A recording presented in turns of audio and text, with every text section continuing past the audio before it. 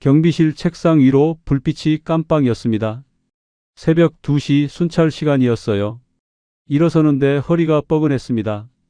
복도를 걸으며 CCTV를 확인했어요. 63세의 몸은 야간 근무를 버티기 힘들었거든요. 모니터 앞에 섰습니다. 텅 빈 주차장이 화면에 가득했어요. 1년 전만 해도 저는 넥타이를 매고 회의실에 앉아 있었어요.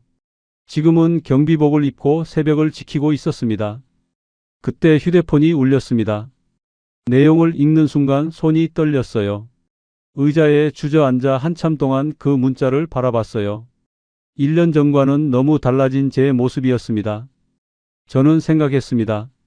도대체 어디서부터 잘못된 걸까요? 생각해보면 그날이었던 것 같아요. 퇴직 통보를 받고 집에 돌아온 그날의 결정이 제 인생을 이렇게 송두리째 바꿔놓을 줄은 상상도 못했어요. 이야기 시작 전에 구독과 좋아요 부탁드립니다. 오늘도 은빛 인생 편지를 찾아주신 여러분께 행운과 기쁨이 가득하시길 바랍니다. 퇴직 통보를 받은 날이었습니다. 회사 복도를 걸어 나오는데 다리에 힘이 없었습니다. 35년을 다닌 회사였는데 이제 더 이상 제 자리가 아니었거든요. 떨리는 손으로 엘리베이터 버튼을 눌렀습니다. 로비를 지나 주차장으로 향했사는 발걸음이 무거웠습니다. 차 문을 여는데 손에서 힘이 빠졌어요. 운전석에 앉아 시동을 걸지 못했어요.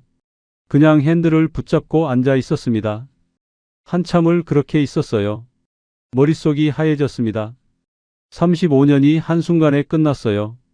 저는 휴대폰을 꺼내 아내에게 전화를 걸어 말했습니다. 전화기 너머로 아내의 깊은 한숨 소리가 들려왔어요. 그리고는 천천히 조심해서 들어오라고 말했어요.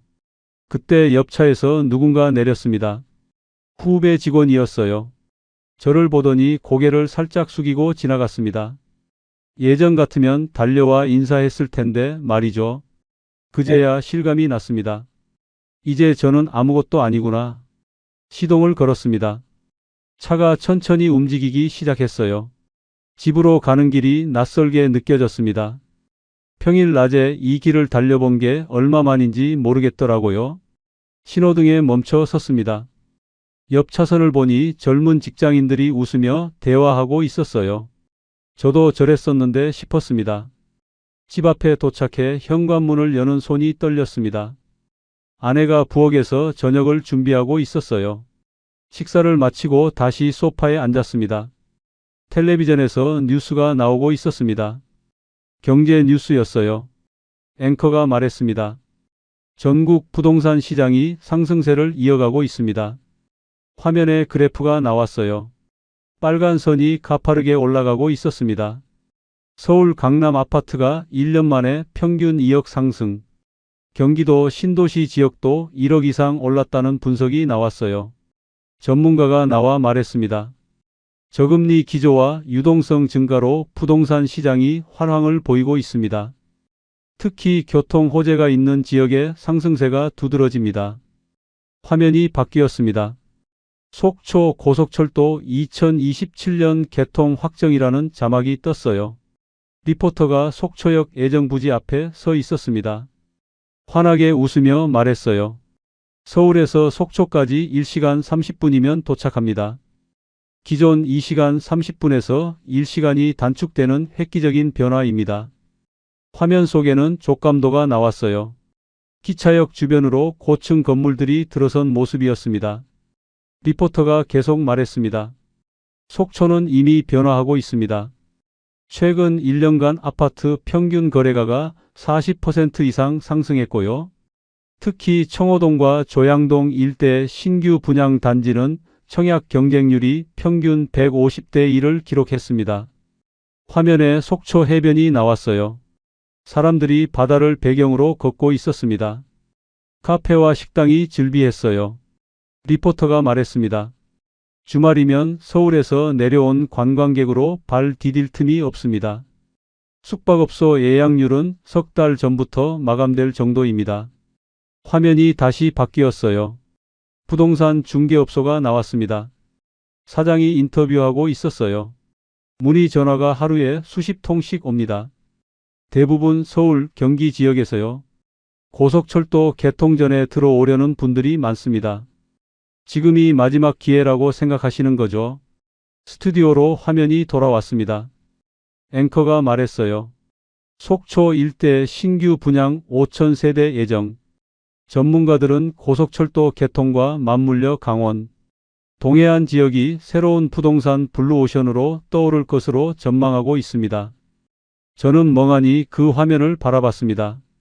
40% 상승, 청약 경쟁률 150대 1, 마지막 기회. 그 단어들이 귓가에 맴돌았어요. 화면 속에서는 속초 바다가 반짝이고 있었습니다. 저는 생각했어요. 이건 기회일 수도 있겠다. 전국이 오르는데 속초만 안 오를 리 없다. 고속철도까지 생기는데? 하지만 화면 구석을 지나간 작은 자막은 보지 못했습니다. 5,000세대 예정이라는 글자를요. 저는 환호하는 사람들과 오르는 그래프만 보고 있었거든요. 저는 휴대폰이 울렸습니다. 입금 알림 문자였어요. 통장을 확인해 보니 퇴직금이 들어와 있었습니다. 3억 원. 예금과 합치면 3억 5천만 원이었어요. 화면을 한참 동안 바라봤습니다. 국민연금을 받으려면 아직 몇 년을 더 기다려야 했습니다. 계산기를 두드렸어요. 한 달 생활비 300만 원. 1년이면 3,600만 원. 10년이면 3억 6천만 원. 숨이 막혔습니다. 계산기를 든 손이 떨렸어요. 10년도 못 버티겠구나. 현실을 생각하니 등에서 식은땀이 났습니다. 20년을 계산해 봤어요. 7억 2천만 원. 머리가 하얘졌습니다.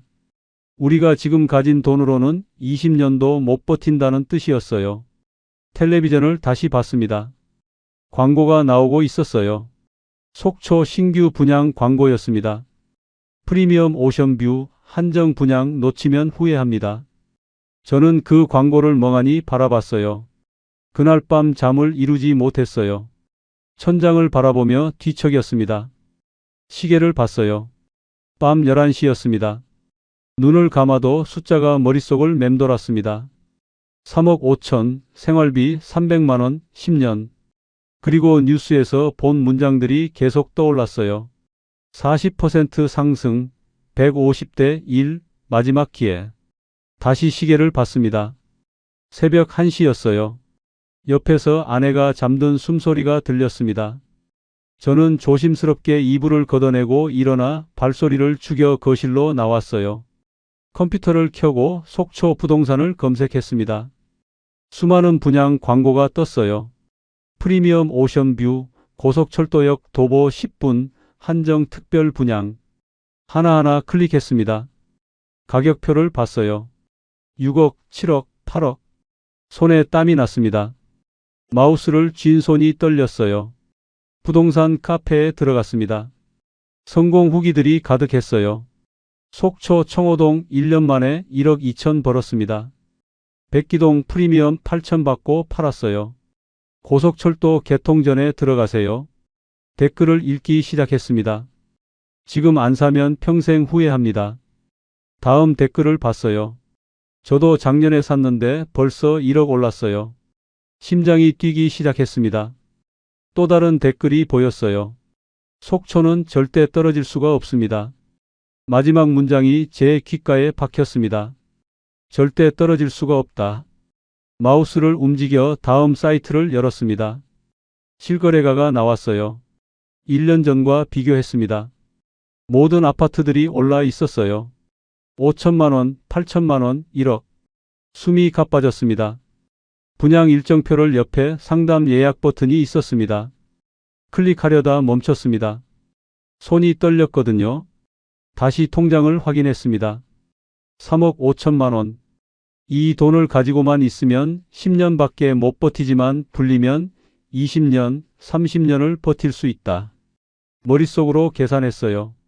7억짜리 집을 사서 3년 후 9억에 팔면 2억을 버는 겁니다. 2억이면 생활비로 5년을 더 쓸 수가 있어요. 생각만으로도 가슴이 뛰었습니다. 바다가 보이는 집에서 노후를 보낼 수 있고 고속철도가 생기는데 안 오를 리 없다. 전국 부동산이 오르고 있는데 속초만 빠질 리 없다고 확신했어요. 다시 댓글을 읽었어요. 오르면 올랐지 떨어질 수가 없습니다. 그 문장을 계속 읽었습니다. 새벽 3시가 넘어서야 잠자리에 들었습니다. 꿈속에서 저는 바다가 보이는 아파트 베란다에 서 있었습니다. 햇살이 부서지는 바다를 보면서 생각했어요. 이게 우리 노후구나. 파도 소리가 들렸습니다. 평화로웠어요. 아내가 옆에서 웃고 있었고 행복해 보였어요. 눈을 떴을 때 창밖은 여전히 어두웠습니다. 하지만 제 마음속에는 뭔가 결심이 서 있었어요. 그 결심이 제 인생을 바꿔놓을 줄은 그때 몰랐습니다. 다음 날 아침을 먹다가 아내에게 말했어요. 속초 한번 가볼까? 아내가 놀란 표정으로 물었습니다. 갑자기 왜? 바다 구경이라도 하게? 제가 대답했어요. 날씨도 좋고 오랜만에 드라이브나 가지 뭐. 사실 이미 머릿속으로 다 정리해둔 상태였거든요. 고속도로 톨게이트를 지나니 표지판이 보였어요. 속초 98km. 가슴이 두근거리기 시작했습니다. 뭔가 새로운 시작을 하는 것 같았어요. 아내는 창밖을 보며 오랜만에 나들이 갔다며 날씨 좋다고 말했습니다. 저는 웃으며 고개를 끄덕였어요. 속초에 도착했을 때 첫인상은 생각보다 좋았어요. 바다가 가까웠고 공기가 맑았습니다. 사람들이 해변을 걷고 있었고 카페마다 손님이 가득했어요. 저는 내비게이션에 저장해둔 주소를 찍었어요. 청호동 모델하우스였습니다. 차가 천천히 그쪽으로 향했어요. 아내가 여기가 어디냐고 왜 가는 거냐고 물었습니다. 제가 그냥 잠깐 들러보자며 구경만 할 거라고 대답했어요. 주차장에 차를 세웠습니다. 빼곡하게 들어선 차들 사이로 겨우 자리를 찾았어요. 이렇게 사람이 많을 줄은 몰랐습니다. 모델하우스 건물이 보였습니다. 유리로 된 외벽이 햇살을 반사하고 있었어요. 안으로 들어가니 시원한 에어컨 바람이 얼굴을 스쳤어요. 분위기가 좋았습니다. 깔끔한 인테리어에 은은한 조명이 켜져 있었어요. 직원이 다가와 환하게 웃으며 인사를 건넸어요. 분양 상담 오셨냐고 물었습니다. 저는 잠시 둘러보러 왔다고만 했어요. 직원이 30분 후에 설명회가 있으니까 편하게 둘러보시다가 들어보시라고 말했습니다. 로비 정중앙에 놓여진 모형 앞에 섰습니다. 백기동이라는 이름의 아파트 단지였어요. 24층짜리 고층 건물이 바다를 향해 서 있었습니다. 모형 속 미니어처 사람들이 해변을 걷고 있었어요. 작은 나무들과 벤치도 있었습니다. 파란색으로 칠해진 바다 부분이 반짝이었어요. 아내가 여기 괜찮다며 바다도 가깝다고 감탄했습니다. 저도 가슴이 뛰기 시작했어요. 모든 게 완벽해 보였거든요. 벽면에 붙은 홍보물을 봤습니다. 최근 3년간 속초 아파트 가격 변동률이라는 제목이었어요. 그래프가 가파르게 올라가 있었습니다.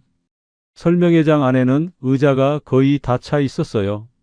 사람들은 대부분 우리 또래였습니다. 은퇴를 앞두거나 이미 은퇴한 사람들처럼 보였어요. 빈자리를 찾아 앉았습니다. 사람들의 대화 소리가 들렸어요. 지금 안 들어가면 늦는다는 말, 작년에 샀어야 했다는 말들이었습니다. 직원이 무대에 올라와 마이크를 잡았어요. 화면에 속초 지도가 떴습니다. 빨간 점이 하나 찍혔어요. 여기가 바로 청호동이라며 고속철도 속초역에서 차로 10분 거리이고 해변까지는 걸어서 5분이라고 설명했습니다. 화면이 바뀌고 아파트 족감도가 나왔어요. 직원의 목소리가 커졌습니다. 이 단지는 속초에서도 보기 드문 오션뷰 특화 설계이며 24층 이상은 전 세대 바다 전망이 보장된다고 말했어요. 사람들이 웅성거렸습니다. 옆자리 남자가 아내에게 24층 이상이면 완전 끝내주겠다고 말하는 게 들렸어요. 직원이 계속 설명했습니다. 속초는 지금 변하고 있다고 했어요. 고속철도 개통으로 서울 접근성이 획기적으로 좋아졌고 청초호와 설악산이 가까워 관광객이 계속 늘고 있다고 했습니다. 실제로 최근 3년간 속초 아파트 가격은 평균 40% 상승했다고 말했어요. 화면에 그래프가 떴습니다. 빨간 선이 가파르게 올라가고 숫자가 계속 커졌습니다. 직원이 말했어요. 속초 중에서도 청호동 이 동네는 떨어질 수가 없습니다. 뉴스에서 들었던 그 말이었어요. 설명회가 끝나고 사람들이 일어나 밖으로 나가는데 전화 통화를 하고 있는 한 남자의 목소리가 들렸어요. 아니 형, 지금 들어가지 않으면 늦어. 이미 공급 물량이. 그 말이 귓가에 스쳤습니다. 하지만 저는 신중하게 생각하려 했어요. 상담실로 안내받았습니다. 복도를 걸어가는데 벽면에 입주자 인터뷰 사진이 붙어 있었습니다. 행복한 표정들이었어요. 상담실에는 책상 너머로 젊은 여직원이 앉아 있었습니다. 어떤 타입에 관심 있으시냐고 물었어요. 저는 잠시 망설이다가 24층 이상 오션뷰에 관심이 있다고 했습니다. 직원이 웃으며 고개를 끄덕이며 역시 안목이 있으시다고 말했어요. 고층 오션뷰는 프리미엄 중에 프리미엄이며 지금 들어오시면 나중에 웃으면서 나가실 수 있다고 했습니다. 그리고는 가격표를 보여줬습니다. 35평 24층 7억 2,500만 원. 수도권 아파트 가격과 비슷한 수준에 놀랐어요. 제 퇴직금보다 훨씬 많은 금액이었어요. 하지만 직원은 태연하게 지금 이 가격이면 정말 싸게 들어오시는 거라며 주변 속초 아파트들, 청약 경쟁률이 200대 1이 넘는 단지들도 있다고 말했습니다. 아내가 제 팔을 잡으며 작고 떨리는 목소리로 너무 비싼 거 아니냐고 물었어요. 제가 괜찮다며 일단 자료 좀 받아가자고 대답했습니다. 팜플렛을 받아들고 밖으로 나왔습니다. 햇살이 눈부셨어요. 주차장으로 걸어가는데 또 다른 가족이 계속 들어가고 있었습니다. 차에 타자마자 아내가 말했어요. 7억은 너무 큰 돈이야. 우리 퇴직금 다 들어가잖아. 그러고도 모자라. 저는 운전대를 잡은 채 대답했어요. 근데 이거 지금 안 사면 나중엔 더 비싸져. 고속철도 들어오잖아. 아내가 한숨을 쉬었습니다. 그래도 우리한테 너무 무리 아니야? 저는 대답하지 않았습니다. 하지만 머릿속으로는 계속 계산하고 있었어요. 3년만 기다리면 9억은 되지 않을까? 그럼 차익이 2억 가까이 나는 거잖아. 집으로 돌아오는 길 차 안이 조용했어요. 아내는 창밖을 보고 있었습니다.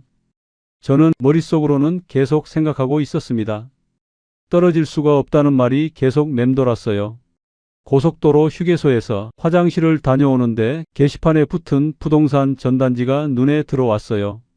속초 투자주의보라는 제목이었습니다. 가까이 다가가 읽어보니 공급 과잉 우려, 신중한 투자 필요라고 적혀 있었어요. 하지만 저는 고개를 저었습니다. 그건 투기꾼들 얘기겠지. 난 실거주 목적이니까 괜찮아. 그렇게 생각하고 차로 돌아왔습니다. 백미러로 휴게소가 멀어지는 게 보였습니다. 그 경고문도 함께 멀어지고 있었어요. 그날 밤 저는 휴대폰을 꺼내 속초 부동산 시세를 검색했습니다. 실거래가가 계속 오르고 있었어요. 어떤 단지는 1년 만에 1억이 올랐습니다. 분양권 프리미엄이 5천만 원씩부터 거래되고 있었어요. 가슴이 뛰었습니다. 놓치면 안 될 것 같았어요. 이건 기회였습니다. 적어도 그때는 그렇게 믿었어요. 그리고 마음속으로 다짐했습니다. 내일 다시 가봐야겠다는 생각이 들었습니다. 혼자서 이번엔 제대로 알아보자. 다음 주 월요일이었습니다. 저는 다시 속초로 향했어요. 이번엔 혼자였습니다. 아내는 말렸지만 저는 이미 마음을 정한 상태였거든요. 고속도로를 달리는 동안 계속 생각했어요. 3년만 기다리면 돼. 3년이면 최소 2억은 벌 수 있어. 핸들을 잡은 손에 땀이 났습니다. 라디오에서 경제 뉴스가 나오고 있었습니다. 부동산 시장 상승세 지속, 특히 교통 호재 지역 강세라는 내용이었어요. 저는 고개를 끄덕였습니다.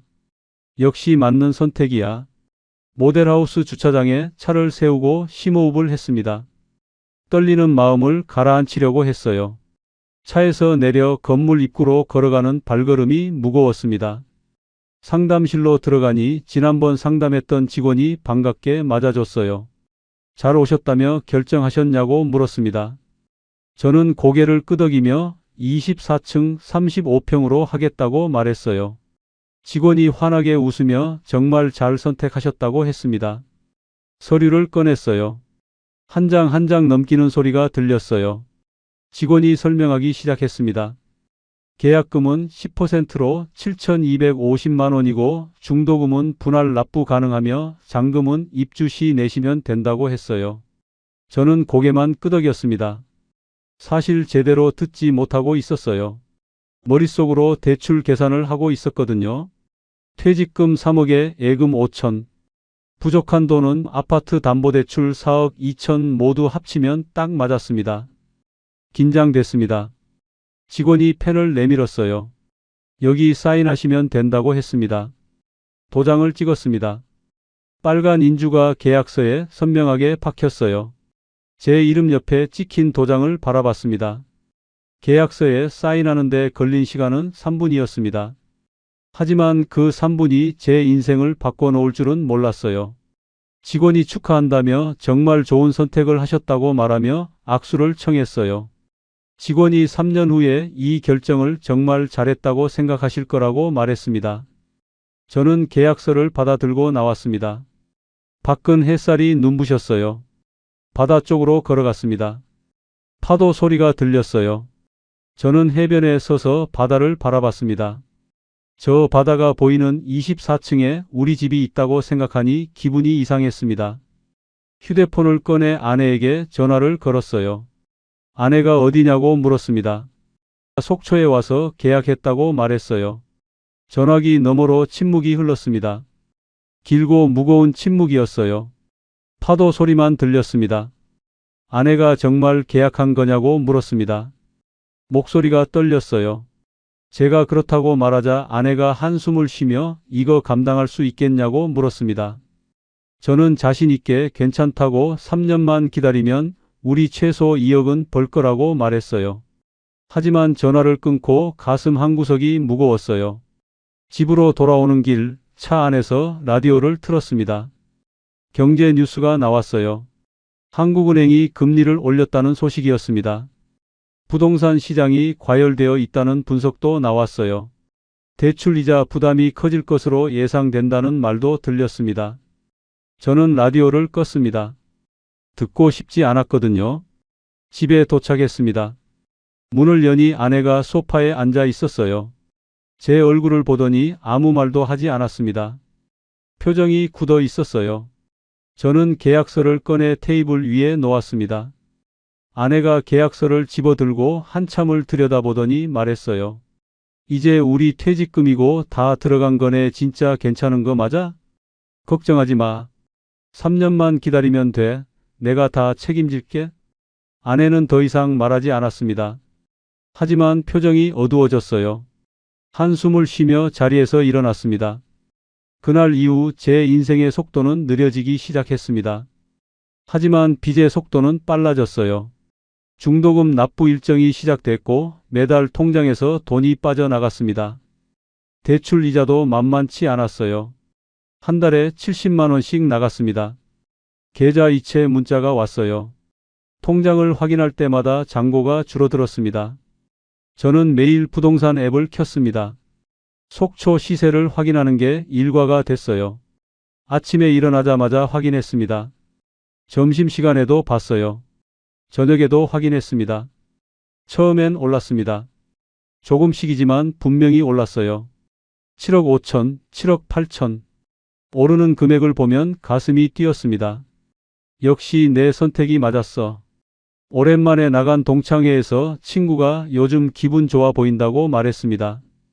저는 슬쩍 속초에 집 하나 샀다고 말했어요. 친구의 놀란 눈으로 지금 속초 집값이 미친 듯이 오르고 있다고 뉴스에서 봤다고 했습니다. 부럽다는 표정이었어요.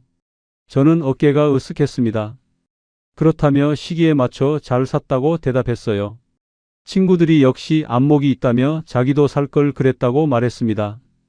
그 말을 들을 때마다 기분이 좋았어요. 내가 잘한 선택이라는 확신이 들었습니다. 집에 돌아오는 길에도 부동산 앱을 켰어요. 시세가 또 올라 있었습니다. 하지만 그건 착각이었습니다. 시장은 이미 정점을 찍고 있었거든요. 저는 몰랐습니다. 오를 때가 가장 위험한 순간이라는 걸요. 그리고 6개월 후에야 현실을 깨닫게 되었습니다.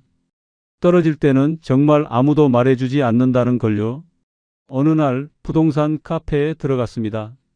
그날따라 새 글 알림이 떠 있었어요. 속초 청호동 백기동 분양권 구합니다. 웃돈 3천 드릴겨? 저는 그 글을 보는 순간 심장이 뛰기 시작했습니다. 내가 산 집에 프리미엄이 붙었다는 게 믿기지 않았거든요. 댓글이 달렸어요. 3천으로는 어렵습니다. 최소 5천은 줘야 나올 겁니다. 계산기를 두드렸습니다. 7억 2,500만 원에 5천만 원을 더하면 7억 7,500만 원이었어요. 벌써 5천이 올랐다는 뜻이었습니다. 손이 떨렸어요. 휴대폰으로 시세를 확인하는 게 하루 일과가 됐습니다. 아침에 눈을 뜨자마자 부동산 앱을 켰어요. 속초 청호동을 검색했습니다. 매물 가격이 조금씩 올라가고 있었어요. 어떤 집은 8억을 넘어섰습니다. 화면을 계속 새로 고침했어요. 점심을 먹다가도 확인했습니다. 저녁을 먹고 나서도 봤어요. 잠들기 전에도 다시 한번 확인했습니다. 아내가 물었습니다. 또 보는 거야? 저는 웃으며 대답했어요. 여보, 우리 집 8억 넘었어. 아내도 놀란 표정을 지었습니다. 진짜? 저는 화면을 보여줬어요. 같은 동 같은 평수가 8억 2천에 나와 있었습니다. 아내가 그럼 우리 벌써 1억 번 거냐고 좋아했어요. 저도 가슴이 벅찼어요. 1억을 벌기 위해 얼마나 일해야 하는데? 그걸 1년도 안 돼서 번 겁니다. 아내 표정이 조금 밝아졌어요. 그래도 걱정되긴 한다고 말했습니다. 저는 괜찮다고 대답했어요. 조금만 더 기다리면 2억도 가능하다고 했습니다. 주말에는 속초를 다시 찾았습니다. 공사 현장을 보고 싶었거든요. 철근이 올라가고 있었어요. 24층 높이까지 뼈대가 세워지고 있었습니다. 저는 공사 펜스 앞에 서서 한참을 올려다봤어요. 저 위에 우리 집이 있다고 생각하니 가슴이 뛰었습니다. 크레인이 움직이고 있었어요. 자재가 위로 올라갔습니다. 공사 소음이 요란했어요. 하지만 저에게는 희망의 소리였습니다. 해변으로 걸어갔습니다. 파도가 철썩거렸어요. 저는 모래사장에 앉아 바다를 바라봤습니다. 앞으로 이 바다를 매일 볼 수 있다는 게 실감이 났어요. 햇살이 따뜻했습니다. 바람이 불었어요. 카페에 들어가 커피를 시켰습니다. 창가 자리에 앉았어요. 밖으로 백기동 공사 현장이 보였습니다. 저는 사진을 찍어 아내에게 보냈어요. 우리 집 잘 올라가고 있어. 아내에게서 답장이 왔습니다. 빨리 완공됐으면 좋겠다. 저도 그랬습니다. 빨리 입주해서 바다를 보며 살고 싶었어요. 커피를 마시며 생각했습니다. 잘한 결정이야. 부동산 카페에는 매일 새로운 글이 올라왔습니다. 속초 투자 성공했습니다. 1년 만에 2억 벌었어요. 백기동 고층 오션뷰 최고입니다. 프리미엄 1억 받고 팔았어요. 저는 그 글들을 보며 생각했습니다. 나도 곧 저렇게 되겠지. 조금만 더 기다리면 3억은 벌 수 있을 거야. 손가락으로 화면을 스크롤했어요. 댓글들을 읽었습니다. 모두 부러워하는 내용이었어요. 저도 살 걸 그랬다는 말들이 가득했습니다. 아내와 저녁을 먹다가 말했습니다. 여보, 우리 잘한 거 맞지? 아내가 웃으며 대답했어요. 당신이 잘 판단한 것 같아. 그 말을 듣고 가슴이 뿌듯했습니다. 제 선택이 옳았다는 확신이 들었어요. 통장을 확인했습니다. 중도금이 빠져나갔어요. 이자도 나갔습니다. 하지만 괜찮았어요. 집값이 오르고 있으니까요. 손해보는 게 아니었습니다. 투자였어요. 하지만 그건 착각이었습니다. 시장은 이미 정점을 찍고 있었거든요. 사람들이 저를 부러워할 때 저는 교만해지고 있었습니다. 더 오를 거라고 믿으며 팔 생각은 하지 않았어요. 3억을 벌 때까지 기다리겠다고 다짐했습니다. 그게 제 실수였습니다. 욕심이 판단을 흐리게 만들었거든요. 어느 날 뉴스에서 경고가 나왔습니다. 강원도 일부 지역 부동산 과열 조짐. 정부가 대출 규제를 강화할 예정이라는 소식이었어요. 저는 채널을 돌렸습니다. 나랑은 상관없는 이야기라고 생각했어요. 부동산은 한번 오르면 절대 꺾이지 않을 거라는 믿음이 강했어요. 휴대폰을 다시 켜서 부동산 앱을 확인했습니다. 시세는 여전히 높았어요. 저는 안심했습니다. 하지만 그건 시작이었습니다. 그날 밤 잠들기 전에 생각했습니다. 내일 시세를 확인하면 또 올라 있겠지. 하지만 다음 날 아침 저는 충격적인 광경을 마주하게 됩니다. 단 하룻밤 사이에 모든 게 달라져 있었거든요. 그리고 그때 깨달았습니다. 떨어질 때는 정말 아무도 말해주지 않는다는 걸요. 변화는 소리소문 없이 조용히 왔습니다. 어느 날 부동산 앱을 켰는데 매물이 하나 더 보였어요. 대수롭지 않게 생각했습니다. 팔려는 사람도 있겠지. 하지만 매물은 계속 늘었습니다. 일주일 후에는 10개가 넘었어요. 2주 후에는 20개를 넘어섰습니다. 화면을 새로 고침했어요. 또 늘어나 있었습니다. 가격도 조금씩 내려가기 시작했어요. 8억 2천만 원이던 집이 8억으로 내려왔습니다. 심장이 철렁했어요. 다시 확인했습니다. 숫자가 그대로였어요. 뉴스에서 말했습니다. 전국 부동산 시장 조정 국면 진입. 전국 최고 상승률을 자랑하던 속초 부동산 시장의 끝없는 추락이라는 주제로 전문가가 나와 설명했어요. 일시적인 조정이며 곧 회복될 거라고 했습니다. 저는 그 말을 믿고 싶었습니다. 조정이라는 단어가 마음을 조금 편하게 해줬거든요. 리모컨을 내려놓았어요. 하지만 시장은 멈추지 않았습니다. 한 달 후 같은 평수 매물이 7억 8천으로 내려왔어요. 2달 후에는 7억 5천이 됐습니다. 저는 매일 시세를 확인하면서 불안해지기 시작했습니다. 괜찮아.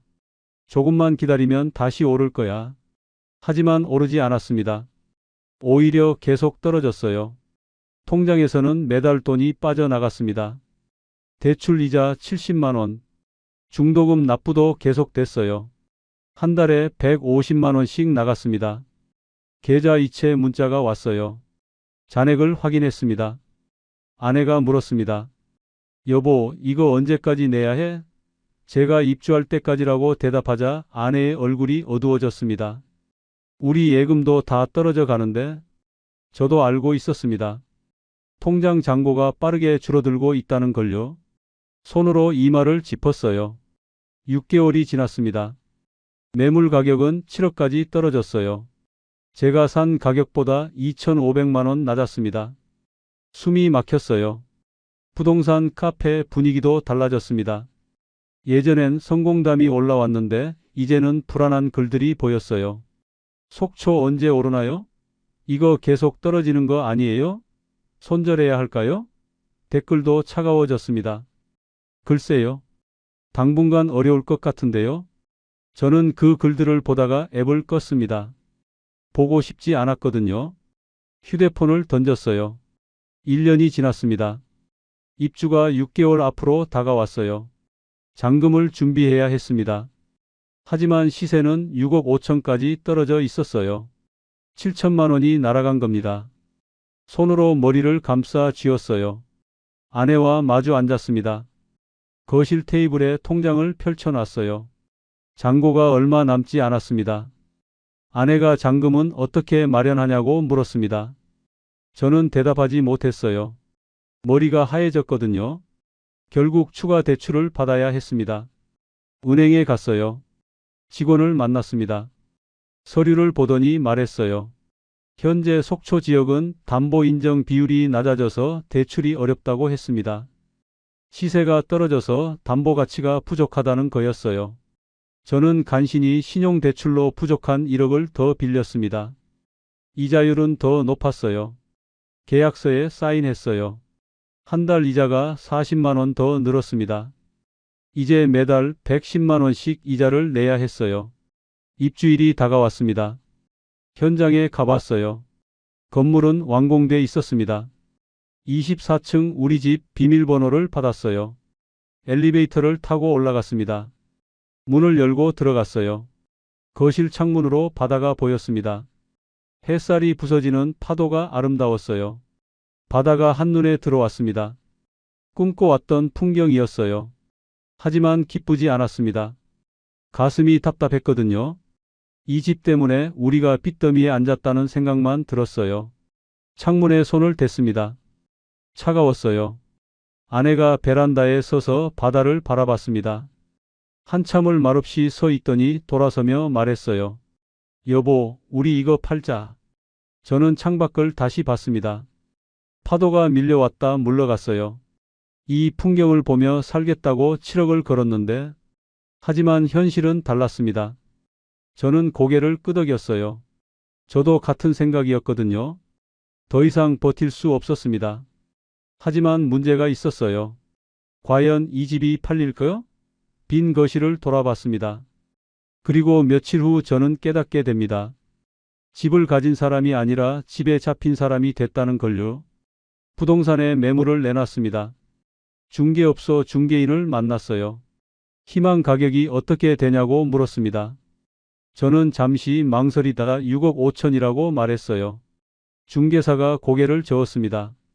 그 가격은 좀 어려울 것 같다며 지금 시장 상황이 안 좋다고 했어요. 제가 그럼 얼마에 내놔야 하냐고 물었습니다. 6억 정도면 문의가 올 거라고 대답했어요. 6억. 제가 산 가격보다 1억 2,500만 원이 낮았습니다. 하지만 선택의 여지가 없었어요. 알겠다며 6억으로 내놔달라고 말했습니다. 거실에서 보이는 바다 전망으로 매물 사진을 찍었어요. 전망은 정말 좋다며 곧 연락이 올 거라고 말했습니다. 저는 그 말을 믿고 싶었습니다. 하지만 일주일이 지나도 연락이 없었어요. 2주가 지났습니다. 여전히 조용했어요. 한 달이 지났습니다. 중개사에게 전화를 걸어 매매 문의 들어온 거 없냐고 물었습니다. 난처하게 문의는 몇 건 있었는데 가격을 보고 다들 부담스러워 한다고 말했어요. 제가 그럼 어떻게 해야 하냐고 물었습니다. 중개사가 조심스럽게 가격을 좀 더 내리는 게 좋을 것 같다고 했어요. 지금 속초는 매수세가 완전히 빠진 상태라고 했습니다. 저는 한숨을 쉬었습니다. 얼마로 내려야 하냐고 묻자 중개사가 조심스럽게 말했어요. 5억 7,500만 원 정도면 관심 있는 분들이 나오실 거라고 했습니다. 저는 눈을 감았어요. 5억 7,500만 원이면 1억 5천이 날아가는 겁니다. 하지만 달리 방법이 없었어요. 그렇게 해달라고 말하고 가격을 내렸습니다. 일주일 후 연락이 왔어요. 내일 보러 오시는 분 있다고 했습니다. 저는 집을 청소했습니다. 구석구석 닦았어요. 창문도 깨끗이 닦았습니다. 바다가 잘 보이게 하고 싶었거든요. 걸레질을 했어요. 다음 날 손님이 왔습니다. 40대 후반쯤 돼 보이는 부부였어요. 집안을 둘러봤습니다. 거실을 보고 방을 봤어요. 베란다에 나가 바다를 바라봤습니다. 남자가 전망은 좋다고 말했어요. 하지만 표정이 밝지 않았습니다. 여자가 남편에게 속삭였어요. 여보, 이 가격이면 저층 더 넓은 집 살 수 있어. 그들은 20분 만에 나갔습니다. 사장이 미안한 표정으로 죄송하다며 가격이 아직 부담스러운가 보다고 말했어요. 또 가격을 내렸습니다. 5억 5천만 원. 2억 가까이 손해를 보는 금액이었어요. 하지만 이번에도 연락이 없었습니다. 저는 매일 휴대폰을 들여다봤어요. 혹시 부동산에서 연락이 올까 싶어서요. 하지만 전화는 울리지 않았습니다. 화면만 켜고 끄기를 반복했어요. 3개월이 지났습니다. 저는 다시 중개사에게 전화해서 왜 안 팔리냐고 물었습니다. 중개인은 한숨 섞인 목소리로 지금 속초는 매물이 너무 많다고 대답했어요. 백기동만 해도 매물이 100개가 넘으며 다들 가격을 내리고 있다고 했습니다. 제가 그럼 얼마에 내야 팔리냐고 물었습니다. 중개인이 망설이다 조심스럽게 말했어요. 솔직히 말씀드리면 5억 초반대로 가셔야 할 것 같다고 했어요. 4억대 매물도 나오고 있다고 했습니다. 저는 말문이 막혔습니다. 4억대요? 저층 매물 중에는 4억 5천에 나온 집도 있다고 대답했어요. 전화를 끊고 주저앉았습니다. 거실 바닥에 그대로 앉아 있었어요. 머리가 텅 비는 것 같았습니다. 7억 넘게 준 집이 4억대로 떨어졌다는 게 믿기지 않았거든요. 손으로 바닥을 짚었어요. 아내가 저를 보더니 왜 그러냐며 무슨 일 있냐고 물었어요. 저는 고개를 저었습니다. 말할 수가 없었어요. 말하는 순간 모든 게 현실이 될 것 같았거든요. 그날 이후로 밤에 잠을 이루지 못했습니다. 천장을 바라보며 계산했어요. 투자한 돈 7억 2,500만 원, 현재 시세 4억 5천만 원, 손실 2억 7,500만 원. 숫자가 머릿속을 맴돌았어요. 게다가 팔리지도 않았습니다. 매달 110만 원씩 이자를 내고 있었어요. 관리비까지 합하면 한 달에 150만 원이 나갔습니다. 1년이면 1,800만 원. 이대로 가다간 예금도 다 떨어질 겁니다.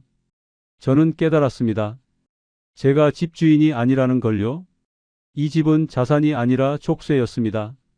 매달 제 통장을 조용히 갉아먹는 괴물이었어요. 속초는 더 이상 바다가 보이는 휴식의 장소가 아니었습니다. 제 노후를 집어삼킨 지옥이었어요. 그리고 며칠 후 저는 우연히 발견하게 됩니다. 이 모든 게 예견된 일이었다는 사실을요. 어느 날 밤 잠이 오지 않아 인터넷을 뒤지고 있었습니다. 속초 부동산 전망을 검색했어요. 수많은 기사가 나왔습니다. 대부분 비관적인 내용이었어요. 스크롤을 내렸습니다. 그러다 우연히 오래된 게시글 하나를 발견했어요. 2020년에 올라온 글이었습니다. 제목이 눈에 들어왔어요. 속초 고속철도 개통 정말 호재일까? 클릭했습니다. 화면이 바뀌었어요. 글을 읽기 시작했습니다. 내용은 충격적이었어요. 고속철도 개통으로 접근성은 좋아지지만 동시에 공급 과잉을 불러올 수 있다는 분석이었습니다. 실제로 다른 지역 사례를 보면 교통 호재 직후 분양이 폭증하고 이후 미분양과 가격 하락이 이어진다는 통계가 있었어요. 손에 땀이 났습니다. 더 찾아봤습니다. 속초 개발 계획 자료를 검색했어요. 2019년 문서가 나왔습니다. 청호동 일대 대규모 아파트 단지 분양 예정. 예상 공급 물량 5,000세대. 저는 숨이 막혔습니다. 5,000세대요? 화면을 계속 봤어요. 다음 자료를 열었습니다. 속초시 인구 통계였어요. 2020년 기준 속초시 전체 인구 8만 3천 명. 세대수로 환산하면 약 3만 세대. 거기에 5천 세대가 추가되는 겁니다. 계산기를 두드렸어요. 전체 세대의 16%가 늘어나는 거였습니다. 손이 떨렸어요. 더 충격적인 건 그 다음이었습니다. 부동산 전문 블로그를 발견했어요. 2021년에 작성된 글이었습니다. 속초 투자주의보, 공급 과잉 우려. 글쓴이는 부동산 애널리스트였어요. 내용을 읽는데 손이 떨렸습니다. 속초는 2022년부터 2024년까지 신규 분양이 집중될 예정입니다. 문제는 실수요가 이를 받쳐주지 못한다는 점입니다. 속초 지역 경제는 관광업에 의존하고 있으며 인구 유입은 제한적입니다. 고속철도 개통은 호재가 아니라 과잉 공급을 위한 명분으로 활용될 가능성이 높습니다. 투자자들은 신중해야 합니다. 특히 고가 분양 물건은 위험합니다. 저는 화면을 멍하니 바라봤습니다. 이 글이 2021년에 쓰였다는 게 믿기지 않았어요. 그때 이미 경고가 있었던 겁니다. 하지만 저는 보지 못했습니다. 아니, 보려고 하지 않았어요. 분양 광고를 다시 찾아봤어요. 2022년 속초 분양 단지 목록이 나왔습니다. 백기동, 디오션자이, 힐스테이트 센트럴, 아이파크. 모두 비슷한 시기에 분양했습니다. 가격대도 비슷했어요. 5억에서 8억 사이였습니다. 댓글을 읽었습니다. 누군가 2022년에 남긴 댓글이었어요. 이 가격이면 너무 비싼 거 아닌가요? 속초 평균 소득으로 감당 가능한 가격대가 아닌데요. 다른 댓글이 달렸습니다. 투자 목적이니까 괜찮아요. 오르면 파는 거죠. 저는 그제야 깨달았습니다. 이 시장은 처음부터 실수요가 아니라 투자 수요로 움직였다는 걸요. 모두가 올라서 팔겠다는 생각으로 샀던 겁니다. 저를 포함해서요. 마우스를 움직였어요. 정부 발표 자료도 찾아봤습니다. 2023년 금융위원회 보고서였어요. 속초 강릉 지역 가계 부채 급증, DSR 규제 강화 필요 내용을 읽었습니다. 2022년부터 2023년까지 속초 지역 주택 구매자의 평균 대출 비율이 70%를 넘었습니다. 외지인 구매 비율은 42%에 달했고 이 중 상당수가 세컨하우스 투자 목적이었습니다. 문제는 금리 인상 시 상환 능력이 급격히 떨어질 수 있다는 점입니다. 저는 화면을 껐습니다. 더 이상 볼 수가 없었어요. 모든 게 명확했습니다. 고속철도는 시작이 아니라 끝의 신호였어요. 가장 비싸게 빠져나가기 위한 마지막 명분이었던 겁니다. 개발 계획은 진작부터 있었고 공급 과잉도 예견된 일이었어요. 하지만 아무도 말하지 않았습니다. 분양사는 팔아야 했고 중개업소는 수수료를 받아야 했으니까요. 저는 정보를 보지 못한 게 아니었습니다. 보려고 하지 않았던 거였어요. 7억짜리 꿈을 사고 싶었으니까요. 바다가 보이는 노을을 믿고 싶었으니까요. 창문 밖을 봤습니다. 어두웠어요. 거실 창문으로 바다가 보였습니다. 달빛에 반짝이는 파도가 아름다웠어요. 하지만 이제는 그 아름다움이 고통스러웠습니다. 저는 호재를 산 게 아니었습니다. 타이밍의 끝자락을 비싼 값에 떠안은 사람이었어요. 출구는 모두에게 있는 게 아니었습니다. 먼저 알고 움직인 사람에게만 있었던 거죠. 그리고 지금 저는 깨닫습니다.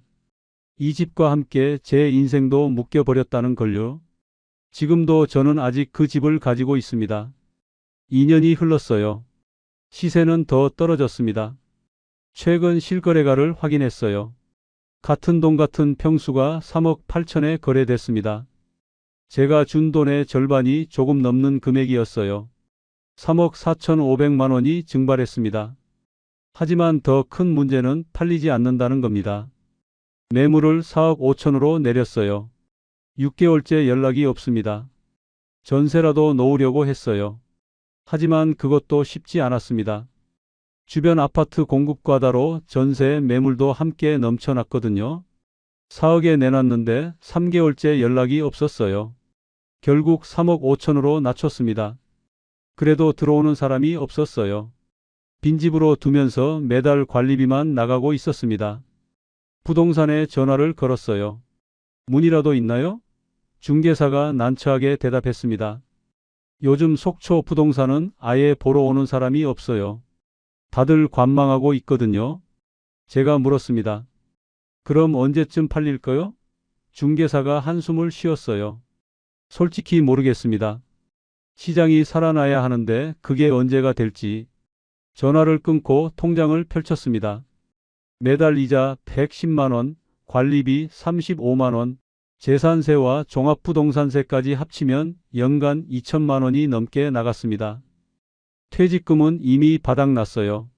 예금도 얼마 남지 않았습니다. 아내가 파트타임 일을 시작했습니다. 마트 계산대에서 일했어요. 한 달에 150만 원을 벌었습니다. 제 국민연금 수령까지는 아직 몇 년 더 남았어요. 그때까지 버텨야 했습니다. 저도 일자리를 알아봤습니다. 63세 나이에 할 수 있는 일은 많지 않았어요.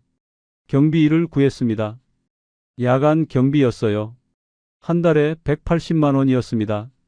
첫 출근 날 유니폼을 입었습니다. 거울을 보는데 낯설었어요. 35년 동안 넥타이를 맸던 사람이 경비복을 입고 있었습니다. 야간 근무는 힘들었어요. 밤새 깨어 있어야 했습니다. 새벽 4시쯤 되면 눈꺼풀이 무거워졌어요. 하지만 졸 수 없었습니다. CCTV를 확인하고 순찰을 돌아야 했거든요.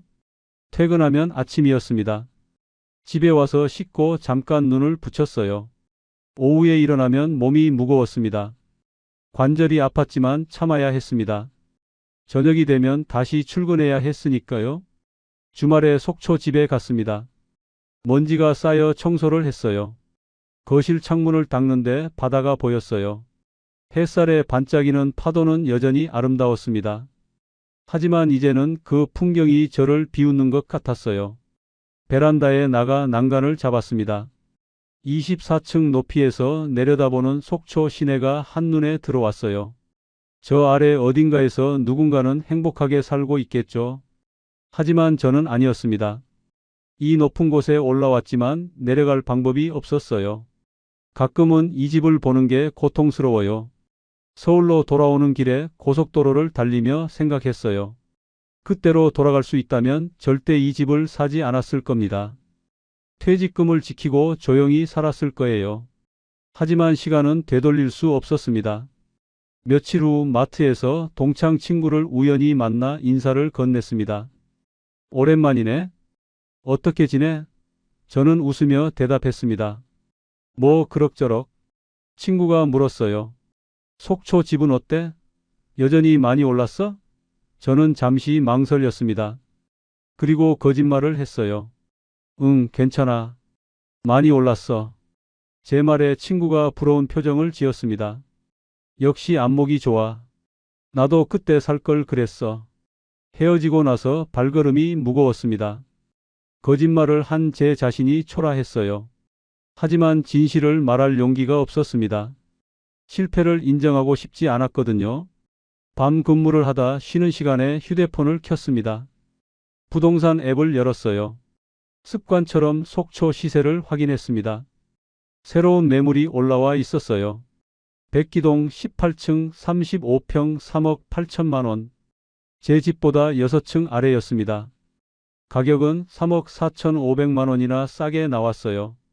댓글이 하나 달려 있었습니다. 이 가격에도 안 팔리네요. 속초 정말 심각한가 봐요. 저는 앱을 껐습니다. 더 이상 보고 싶지 않았어요. 아내와 저녁을 먹다 말했습니다. 여보, 미안해. 아내가 고개를 들었어요. 왜 갑자기? 저는 젓가락을 내려놓았습니다. 내가 잘못 판단해서 이렇게 됐잖아. 아내가 제 손을 잡았어요. 당신 잘못 아니야. 누가 알았겠어. 하지만 제 잘못이었습니다. 욕심을 부렸고 정보를 제대로 보지 않았어요. 경고 신호가 있었는데 무시했습니다. 오를 거라고 믿고 싶었으니까요. 지금 생각하면 모든 게 명확합니다. 고속철 개통은 호재가 아니라 마지막 탈출 신호였어요. 공급 과잉은 예견된 일이었고 투자 수요는 거품이었습니다. 하지만 그때는 볼 수 없었어요. 아니, 보려고 하지 않았던 겁니다. 새벽 순찰을 돌다가 멈춰 섰습니다. 건물 옥상에서 서울 야경이 보였어요. 불빛이 반짝이는 도시가 아름다웠습니다. 예전에는 저 불빛 중 하나가 제 사무실이었어요. 35년을 일했던 곳이었습니다. 이제는 경비실이 제 자리였어요. 휴대폰이 울렸습니다. 대출이자 자동이체 안내 문자였어요. 110만 원이 빠져나갔습니다. 통장 잔고가 또 줄었어요. 그날 이후로 깨달았습니다. 팔리지 않는 집보다 더 안 팔리는 게 있다는 걸요. 바로 후회였습니다. 제가 내린 그 선택은 되돌릴 수 없었어요. 3분 만에 사인한 계약서가 제 노후를 바꿔놓았습니다.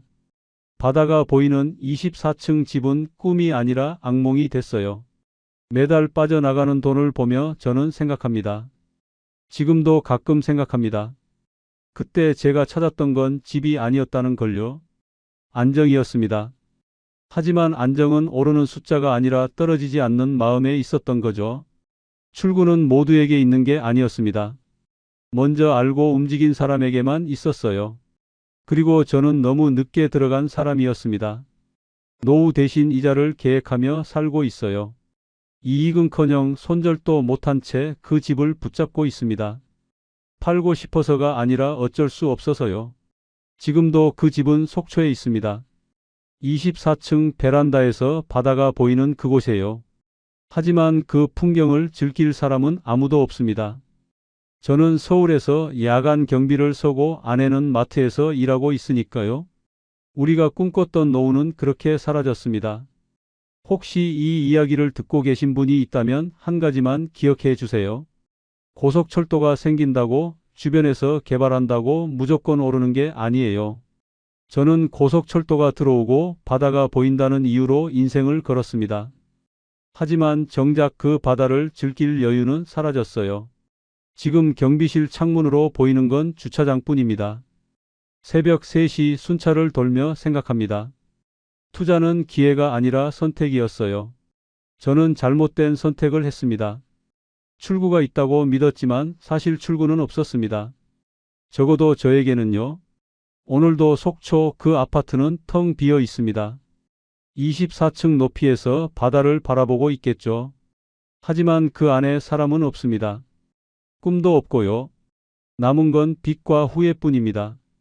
은퇴 후 목돈이 생기면 불리고 싶은 마음 저도 너무나 잘 압니다. 하지만 그 돈은 다시 모을 수 없는 마지막 안전망이에요. 투자는 여유자금으로 하는 겁니다. 생존자금으로 하는 게 아니에요. 모두가 좋다고 할 때 전문가들이 절대 안 떨어진다고 말할 때가 가장 위험한 순간입니다. 정보는 늘 있었습니다. 다만 보고 싶은 것만 봤던 거예요. 불편한 진실도 함께 봐주세요. 여러분은 부디 저와 같은 실수를 하지 않으시길 바라는 마음입니다. 혹시 지금 큰 결정을 앞두고 계신 분이 있다면 한 번 더 생각해 보세요. 그 선택이 당신의 노후 전체를 바꿀 수 있습니다. 여러분의 생각을 댓글에 남겨주세요. 오늘의 이야기가 마음에 닿으셨다면 구독과 좋아요 부탁드려요. 은빛 인생 편지 채널에서 더 많은 인생 사연을 만나보세요. 여러분 모두 안전하고 평안한 노후 보내시길 바랍니다.